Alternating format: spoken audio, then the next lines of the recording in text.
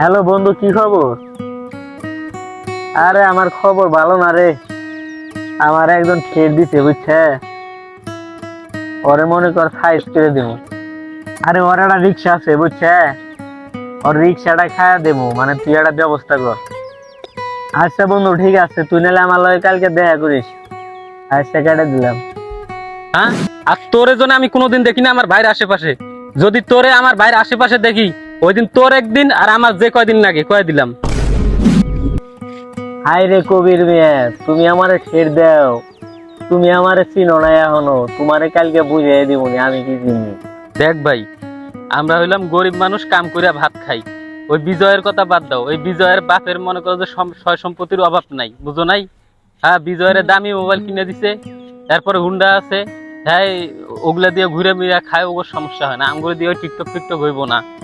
তুমি যে কয়দিন ধরে মাদ্রাসা যাও না, তো ওই হুজুরের সাথে কথা বলছি আমি। হুজুর কইছে যে কয়দিন আয় নাই সমস্যা নাই, ও কয়দিনের পড়া ও দেখাই দিবে, হুজুরে দেখাই দিবে, দিতে চাইছে। টিকটক টিকটক গুলা করে আমগর ভাত হইব না। তাহলে তুই বাসায় যা, আমি খেতে যাই। ওই শুনেছেন, তোর মার দেখায় যাওয়া লাগবো না বুঝছে। তুই কালকে এই জায়গায় আহিস, তোরে নিয়ে ভিডিও বানাবো নি। তাহলে তুই বাসায় যা। ভাই, ওদের সাথে কথা কয়ে লাভ নাই, মাদ্রাসায় পড়ুম না। ওই তো একই গান গাইলি, ওই তখন তো এক সপ্তাহ থেকে কইতাছ যে মাদ্রাসায় যামু না যামু না। তোমার এতক্ষণ ধরে আমি কি বুঝিলাম তাইলে? তাহলে যাও, তুমি বাসা যাও, তোমার সাথে আমি পরে কথা কইতাছি, আগে খেতটা দেখে আসি।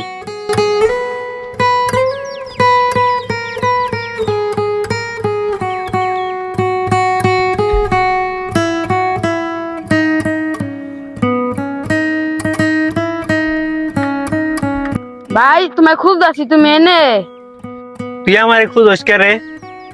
ভিডিও গুলো বানাইলাম, ভিডিও গুলার কি খবর? আরে সেরা, তোরে নিয়ে ভিডিও বানাই দেহে মনে কর তোর ভাই আমারে কতগুলা কথা শুনাইতেছে, কিন্তু এই কথা তো আমি কানে নিতেছি না বুঝছে।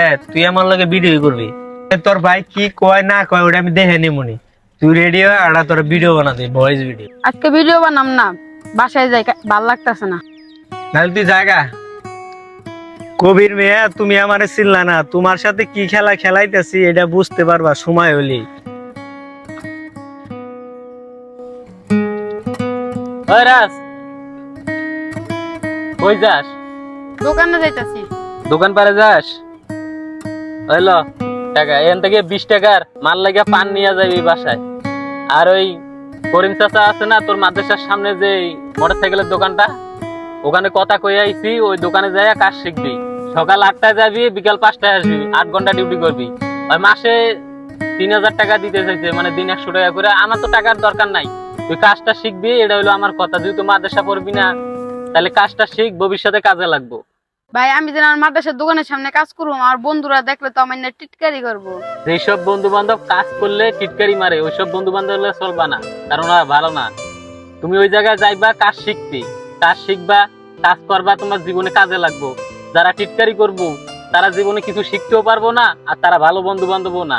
ওই জায়গায় কাজ করবা, যাও কাজ শিখবা, কাজ করবা, যাও। ওই রাজ, শুন, কালকে ওই বাসায় আপায় আসবে, বুঝছো? বড় আপা ফাতেমা আসবে। মায়ে যদি কয় তরকারির কথা, তাহলে কবি যে ভাই দুপুরবেলা যখন আসবো তরকারি নিয়ে আসবনি।